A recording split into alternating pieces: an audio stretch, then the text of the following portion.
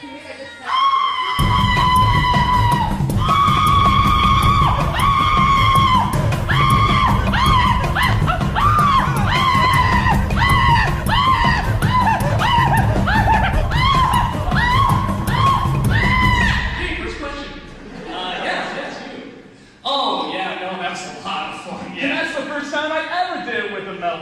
I just want to say, everybody, thank you so much.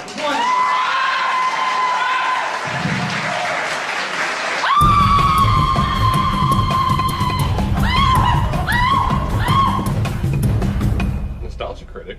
Sci-fi guy. What are you doing?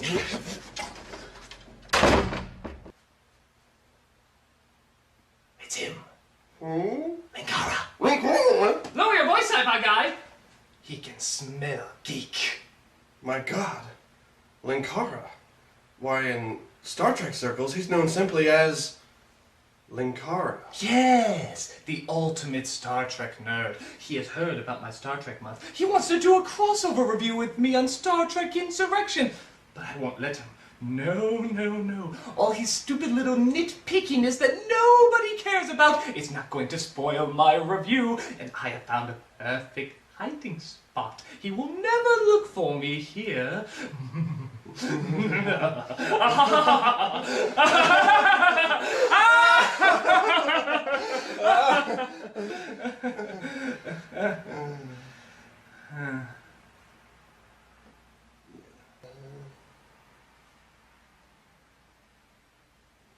Funny, I kind of thought something would happen while we were laughing there. Yeah, like we'd be interrupted or... Yeah, like someone would interrupt while laughing. Yeah. So you want some coffee? That'd be lovely, thank you, yes. Yes. Great. Might as well see what's on the television.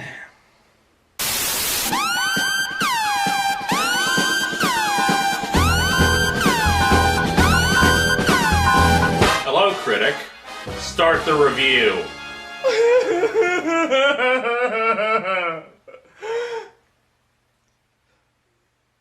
Last time in the good Star Trek movie. Picard goes through a Borg identity. Obsessed with stopping his old arch rivals, even though he's never really been that obsessed before, he follows the Borg back in time to stop man's first contact with the Vulcans. After ripping off Moby Dick because that's what Star Trek likes to do, Picard defeats the Borg Queen, Data goes through his I wanna be human again, and first contact is still made by the farmer from Babe. Will Star Trek continue to score big with audiences? I don't care, I get paid either way!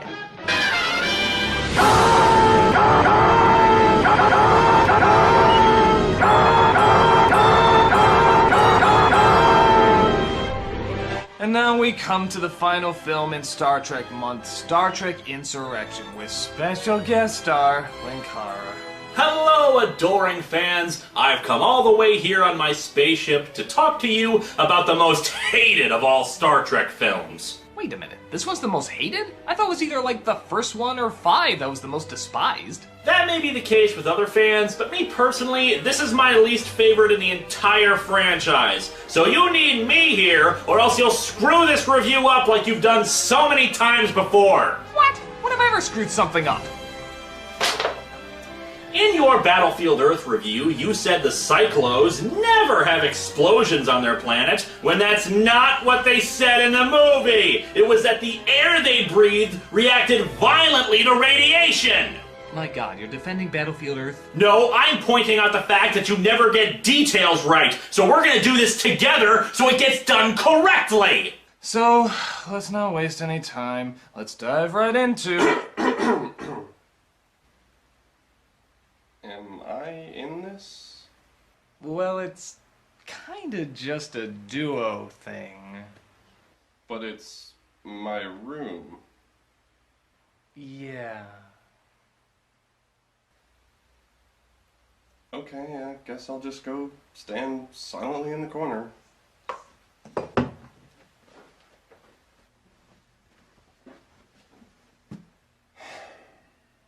Star Trek Insurrection. So we open on the Shire as we see a peaceful alien people called the Baku taking care of their planet. Funny how these people who don't believe in machines have an irrigation system set up for their crops. It's almost as if machines are helpful or something.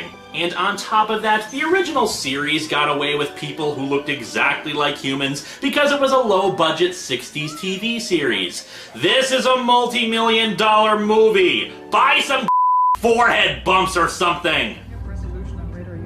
But we see there's Starfleet personnel in invisible suits keeping track of the people in the city. The android! He's out of control!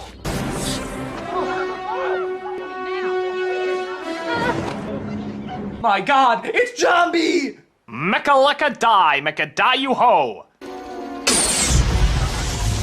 He takes a phaser and reveals the Federation's base, which is remarkably close, isn't it? Wouldn't it make more sense to monitor them in space so that nobody bumps into it? What, did they do the construction in invisible suits? They never heard the invisible bulldozers put it together? But heck with that, we have this subplot that goes nowhere. Our guests have arrived. They are eating the floral arrangements on the banquet tables. I guess they don't believe in cocktails before dinner. Are they vegetarian? That's not in there. Perhaps we should have the chef whip up a light balsamic vinaigrette, something that goes well with chrysanthemums. Wow, that was 4 lines in a row dedicated to plants. Gives you some idea of the thrill ride we're in for with this movie. Remember, they have a significantly less advanced technology than ours. They only achieved warp drive last year. And the Federation Council decided to make them a protectorate so quickly. In view of our losses to the Borg and the Dominion, the Council feels we need all the allies we can get these days. Remember this, I'll have a tangent on it later. What, did he say the word Dominion wrong or something? Yes, but that's beside the point. We'll get to it later. Captain, Mr. Worf, Worf.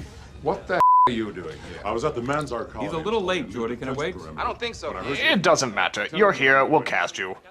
Welcome aboard the Enterprise. Captain Picard, may I welcome you in the time-honored tradition of my people. So he meets up with the Oompa Loompa Queen, and she partakes in the tradition of making bald men look like Dorothy from The Wizard of Oz. Well, Data should have been back by now. They were only scheduled to observe the Baku village for 1 week. But Picardahontas, I would have gone with Gianluca Giulia. okay, that's pretty good, is told about Data and has to go figure out what's wrong. Geordie, would you set up a secure comm link with the Admiral in the anteroom? I see. Captain, Hars Adislo, we met at the Nelbeto conference last year. Did you ever have a chance to read my paper on thermionic transconductance? Would you excuse me? Who was that guy? I don't know. Well, you've seen all the shows. Has he ever popped up? Not that I'm aware of. Well, maybe he'll explain it in his next scene. He doesn't have a next scene. You mean he just completely Vanishes.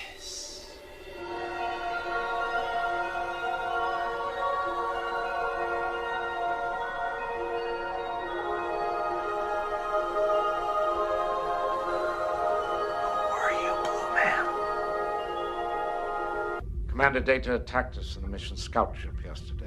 I know what Data means to Starfleet, Jean-Luc, but our crew is at the mercy of those people on the planet. If our first attempt to capture Data fails, I will terminate him. at least give us one more movie before we kill him. All right.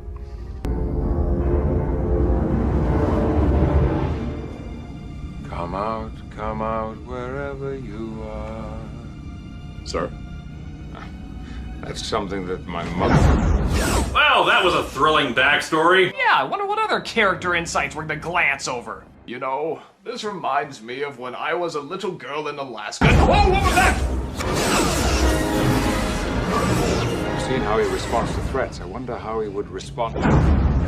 So in a maneuver I don't really understand, they figure out singing to him will somehow break his programming. A British tar is a soaring soul. His nose should pant, and his lips should curl. his cheeks should flame, and his brow should furl. his nose should pant, and his lips should curl. Okay, has Star Trek just become a musical? Between Rover Warrior Boat Lifeforms and this, I've heard less singing in Sesame Street! I mean, what Star Trek fan would actually enjoy this? His eyes should flash with an inborn fire. His brow with scorn be he wrung. He never should bow down to I love the classics. Oh, that his throat should frown. So the singing surprisingly does work as the team beams down where they see the Baku playing a friendly game of CG ball. We were under the impression they were being held against their will. The artificial life form would not allow them to leave. Apparently, he was taken ill. There was a phase variance in his positronic matrix, which we were unable to repair. I think the captain finds it hard to believe that we'd have any skills repairing a positronic device. Well, yeah, since you clearly explained that you don't use technology. Our technological abilities are not apparent because we have chosen not to employ them in our daily lives. We believe that when you create a machine to do the work of a man, you take something away from the man. Then how can you know the latest technology? Don't get me wrong, I understand studying technology, but how can you keep up with the latest technology on a planet forbidding technology without any technology? Magic. Shut up! But at one time we explored the galaxy just as you do. You have warp capability. Capability, yes. But where can warp drive take us, except away from here? Yeah, I guess if Star Trek has taught us anything, it's that space is pretty boring. I'm sorry, but I'm not behind this, at least not in the way these pompous jerks are flaunting it. First of all, you have machines. We saw your irrigation line, you idiots. And those clothes look pretty well tailored for people who don't have the ability to manufacture them properly. Second, this movie builds this place up as paradise, as Eden or perfection. However, their philosophy is the complete opposite of what Star Trek stands for. Star Trek, in the end, is about how advanced technology has done us so much good, allows us to do so many great things, and that the future is a bright one, partially because we want for nothing. This movie, however, tells us we need to get back to nature and be smug hippie who reject technology and machines, that we don't believe in any other colors for our clothes except brown. Yikes, Linkara. I'm sorry, but I really hate these people. They me off. What, do you hate Amish people too? No, they hate me. But at least the Amish have religious reasons for rejecting technology. These guys are just dumb. We see them using tools. And in the end, what is technology but just advanced tools? Well, on the bright side, it's not like we have to deal with them that often. They're the focus of the movie. But the atmosphere of the planet starts playing with the crew's molecular structure, which makes everybody get all, for lack of a better word, pubertish. Worf grows a pimple, Picard gets all energetic, and half the crew starts acting like kids. Yuck! Yuck! I never kissed you with a beard before. Uh-huh. What was that? That was a clip from the show. Oh God, don't tell me. Yes, I have every episode of Star Trek in my ship's databanks. I intend to use them throughout this review whenever the continuity seems off. Come to think of it, we could probably have used that a few scenes ago. Mind if we go back? I'll take that as a no. All I know is that he was functioning normally until he was shot. Then his failsafe system was activated. Failsafe? His ethical and moral subroutines took over all of his basic functions. But you're saying that he still knew the difference between right and wrong. In a sense, that's all he knew. Yes, because the ethical battles of right and wrong are now easily programmable facts in the future. Hey Data, which of these is ethically sound? That's what I thought. But they get Data back to normal, and he takes them to the last place he remembers before his programming went wacky. I believe I know what is causing the neutrino emissions. Yep, no machines, except for this giant machine-looking thing here to drain the lake. But that's as common as a garden hoe, isn't it? Oh, and did I mention they have a dam, too? That's right, a dam. As in, these are some big hypocrites. They discover an invisible ship with a holodeck replica of their town in it. Another thing that they could have just worked on in space. But some bad guys see them and start to attack.